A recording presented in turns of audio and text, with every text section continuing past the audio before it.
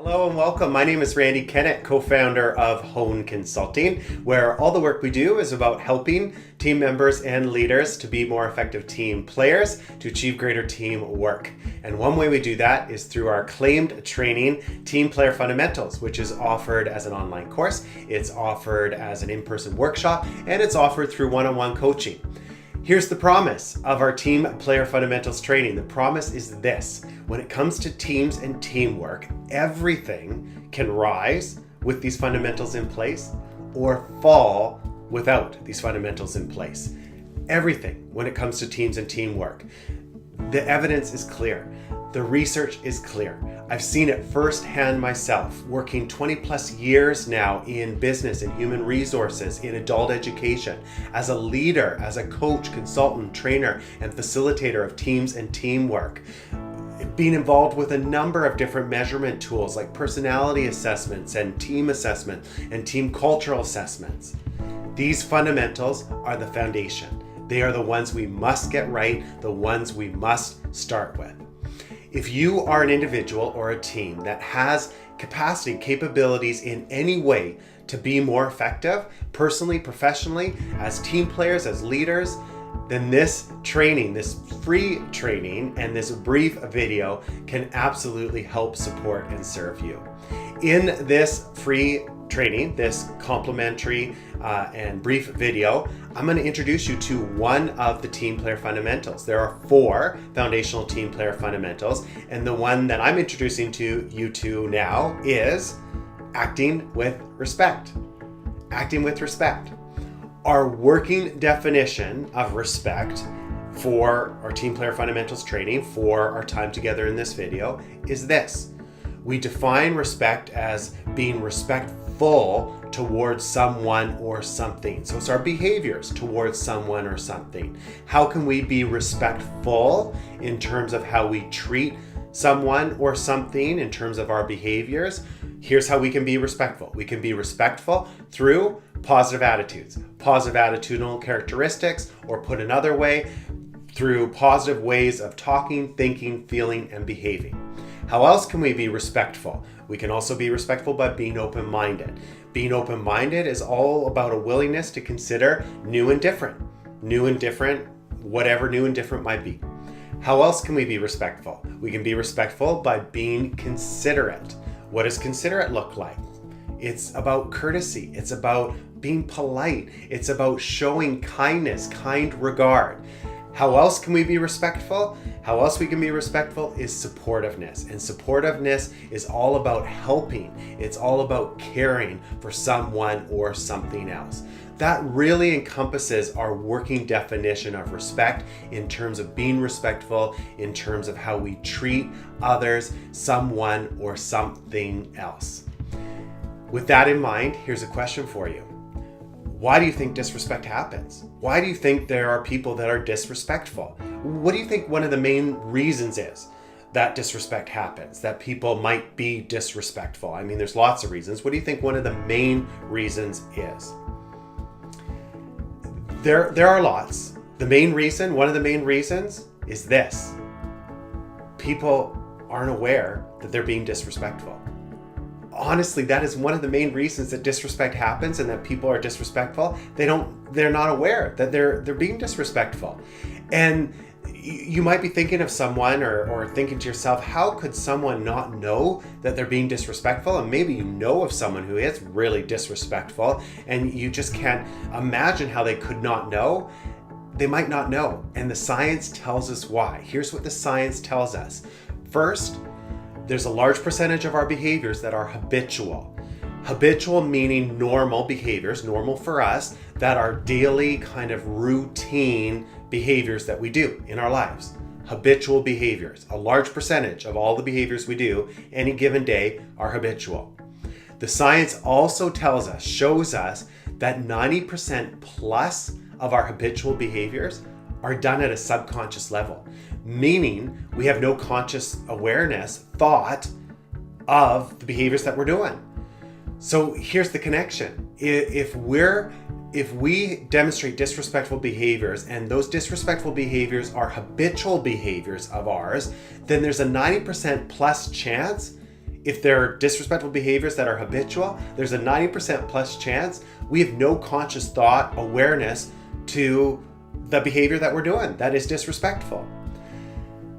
All right, let's get into our learning objectives. And there are two primary learning objectives. Number one is to summarize the 4 categories of disrespect. And there are 4 primary categories, which we're about to get into. Number 2 is to then itemize disrespectful behaviors associated with those 4 categories of disrespect. Let's get into the 4 categories of disrespect. Here they are. The 4 categories: negative attitudes, close-mindedness, disregard, and antagonism. What do we mean by those 4 categories? Negative attitudes. Negative attitudes is all about demonstrating negative attitudinal characteristics and mindsets towards someone or something. Or put another way, it's a negative way of talking, thinking, feeling, and behaving towards someone or something. Negative attitudes. Next category, close-mindedness. What do we mean by close-mindedness? Close-mindedness is a resistance. It's being unreceptive to new and different. New and different ideas, new and different people, new and different change, new and different. It can also be a narrow outlook. It can also be about showing or having rigid opinions and or beliefs. That's what we mean by close-mindedness.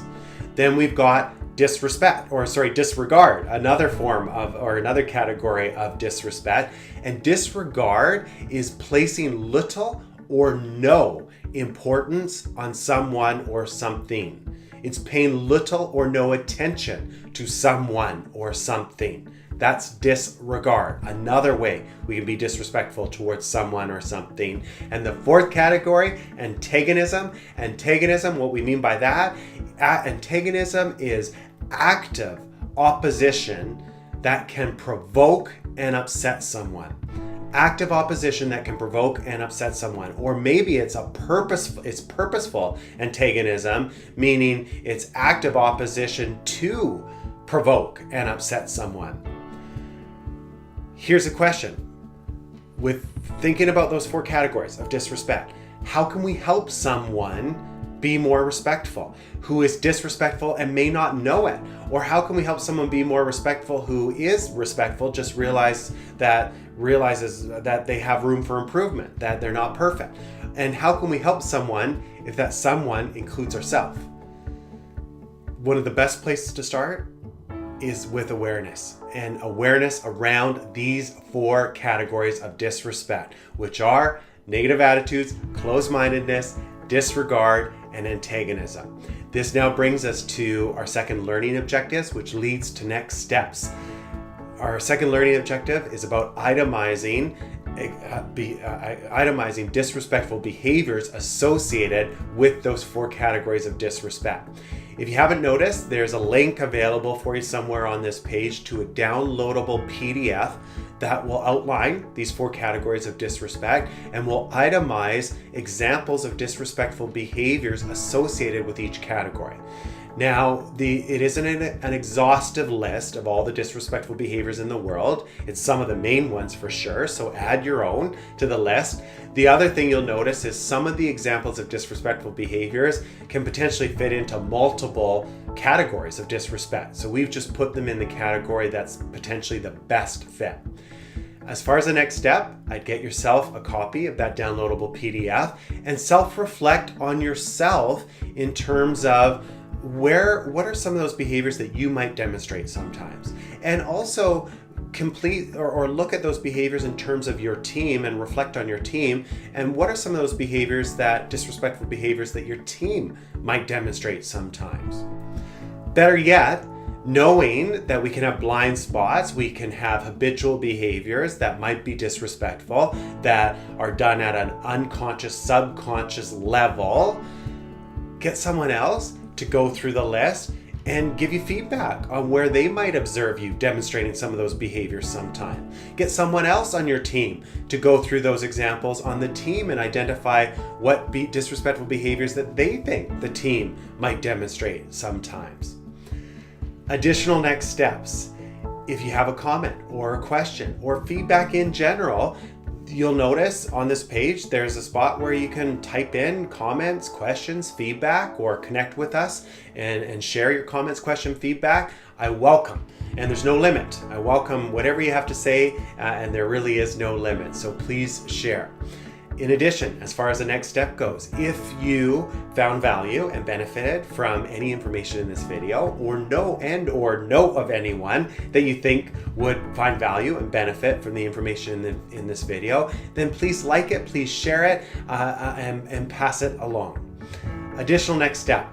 If you are interested in more complimentary training videos, there's links available for you on this page, or you can go to our website. And lastly, if you specifically want some more information on acting with respect, one of the team player fundamentals, or you want more information on the entire team player fundamentals training, you'll also find links and information on the page available here for you. So I encourage you to check it out.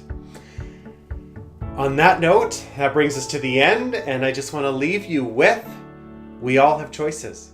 We all have influence. Let's create the positive. Thank you so much again, and bye for now.